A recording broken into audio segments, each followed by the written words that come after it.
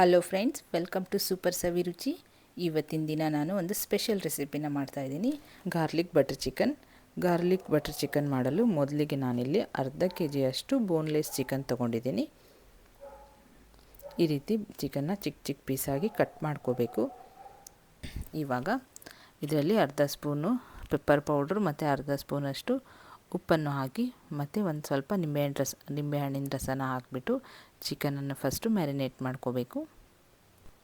ಇದಕ್ಕೆ ಜಾಸ್ತಿ ಮಸಾಲ ಐಟಮ್ ಏನು ಹಾಕೋದಿಲ್ಲ, ಲೈಟ್ ಸ್ಪೈಸಿಯಾಗಿರುತ್ತೆ. ಮತ್ತು ಮೇನ್ ಇಂಗ್ರೀಡಿಯೆಂಟ್ಸ್ ಇದರಲ್ಲಿ ಪೆಪ್ಪರ್ ಮತ್ತು ಗಾರ್ಲಿಕ್ಕು.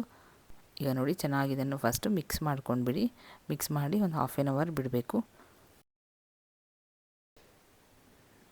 ಇವಾಗಿದು ಒಂದು ಹಾಫ್ ಆನ್ ಅವರ್ ಆಗಿದೆ.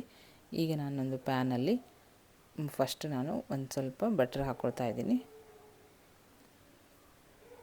ಹಾಗೆ ಇದ್ರ ಜೊತೆಗೆ ಒಂದು 2-3 ಸ್ಪೂನಷ್ಟು ಎಣ್ಣೆನೂ ಹಾಕಿ ಬಟ್ರೆಲ್ಲ ಸ್ವಲ್ಪ ಮೆಲ್ಟ್ ಆದಮೇಲೆ ಈಗ ನಾವು ಮ್ಯಾರಿನೇಟ್ ಮಾಡ್ಕೊಂಡಿರೋ ಚಿಕನನ್ನು ಒಂದೊಂದಾಗಿ ಪೀಸಸ್ನ ಫ್ರೈ ಮಾಡ್ಕೋಬೇಕು.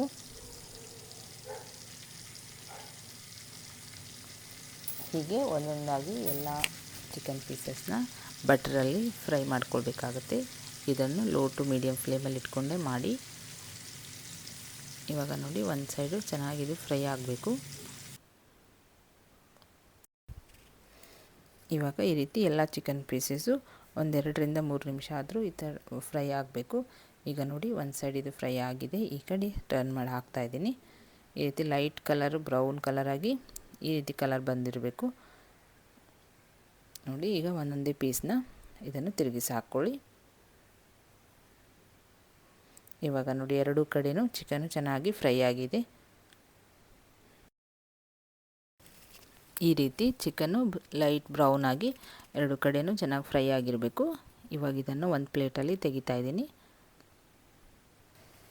ನೋಡಿ ಫ್ರೆಂಡ್ಸ್, ಈಗ ಚಿಕನ್ ಎಲ್ಲ ಚೆನ್ನಾಗಿ ಫ್ರೈ ಆಗಿದೆ.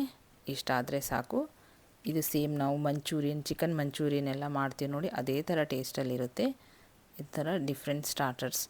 ಇವಾಗ ಇದಕ್ಕೆ ಇನ್ನೊಂದು ಪ್ಯಾನ್ ಇಟ್ಕೊಂಡು ಅದರಲ್ಲಿ ನಾನು 1 ಸ್ಪೂನಷ್ಟು ಎಣ್ಣೆನ ಹಾಕ್ಕೊಳ್ತಾ ಇದ್ದೀನಿ. ಈಗ ನಾವು ಫ್ರೈ ಮಾಡ್ಕೊಂಡು ನೋಡಿ, ಅದೇ ಎಣ್ಣೆ ಕೂಡ ಬಳಸ್ಬೋದು. ಇವಾಗ ನಾನು ಇದರಲ್ಲಿ 1 ಕಪ್ಪಷ್ಟು ಬೆಳ್ಳುಳ್ಳಿನ ಹಾಕ್ಕೊಳ್ತಾ ಇದ್ದೀನಿ. ಕಟ್ ಮಾಡಿ ಇಟ್ಕೊಂಡಿರೋ ಬೆಳ್ಳುಳ್ಳಿ 2 ಗಡ್ಡೆಯಷ್ಟು ತೊಗೊಂಡಿದ್ದೀನಿ.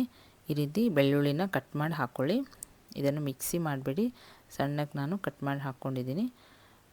ಮೇನ್ ಇಂಗ್ರೀಡಿಯೆಂಟ್ಸ್ ಇದು ಬೆಳ್ಳುಳ್ಳಿನೇ, ಜಾಸ್ತಿ ಬೆಳ್ಳುಳ್ಳಿ ಹಾಕ್ಕೋಬೇಕಾಗುತ್ತೆ. ಇವಾಗ 1 ಆನಿಯನ್ ಕೂಡ ಹಾಕ್ಕೊಳ್ತಾ ಇದ್ದೀನಿ, 1 ಈರುಳ್ಳಿ ಮತ್ತು 1-2-3 ಹಸಿಮೆಣಸಿನ್ಕಾಯಿ ಹಾಕ್ಬಿಟ್ಟು ಇದನ್ನು ಫಸ್ಟು ಚೆನ್ನಾಗಿ ಫ್ರೈ ಮಾಡ್ಕೊಳ್ಳಿ. ಆಮೇಲೆ ನಾವೇನು ಫ್ರೈ ಮಾಡಿ ಇಟ್ಕೊಂಡಿದ್ದೀವಿ ನೋಡಿ ಚಿಕನ್ನು, ಅದನ್ನು ಇದಕ್ಕೆ ಹಾಕಿಬಿಟ್ಟು ಮಿಕ್ಸ್ ಮಾಡ್ಕೊಳ್ಳಿ ಚೆನ್ನಾಗಿ. ಇದನ್ನು 1-2 ನಿಮಿಷ ಹಾಗೆ ಮಿಕ್ಸ್ ಮಾಡಿ. ಬೆಳ್ಳುಳ್ಳಿ ಫ್ಲೇವರ್ ಎಲ್ಲ ಚೆನ್ನಾಗಿ ಹಿಡಿದಿರುತ್ತೆ. ಇವಾಗ ಇದಕ್ಕೆ ಅರ್ಧ ಕಪ್ಪಷ್ಟು ಬಿಸಿ ನೀರನ್ನು ಹಾಕ್ಕೋಬೇಕು. ಯಾಕಂದರೆ ಚಿಕನ್ನು ಸ್ವಲ್ಪ ಇನ್ನೂ ಬೆಂದಿರಲ್ಲ ಒಳಗಡೆ.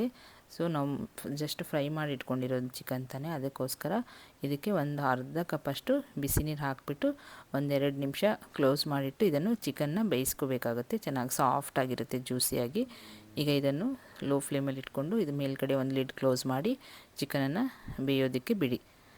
ಈಗ ನೋಡಿ, ಚಿಕನ್ ಕೂಡ ಈಗ ಬೆಂದಿದೆ, ಸಾಫ್ಟಾಗಿದೆ ಪೀಸಸ್ ಎಲ್ಲ. ಒಂದು ಸಲ ಚೆಕ್ ಮಾಡಿ ನೋಡಿ.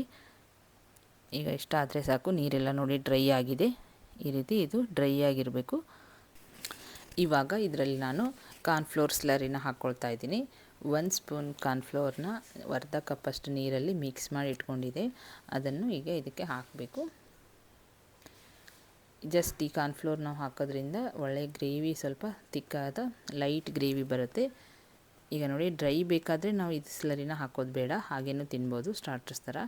ಈಗ ಜಸ್ಟ್ ನಾವು ಮಂಚೂರಿಯನ್ಗೆಲ್ಲ ಈಗ ಜೀರಾ ರೈಸ್, ಫ್ರೈಡ್ ರೈಸ್ ಜೊತೆ ತಿನ್ನೋದಕ್ಕೆ ಮಂಚೂರಿಯನ್ ಥರ ಇರಬೇಕಾದ್ರೆ ಇದಕ್ಕೆ ಸ್ವಲ್ಪ ಕಾರ್ನ್ಫ್ಲೋರ್ ಸ್ಲರಿನ ಹಾಕಿ.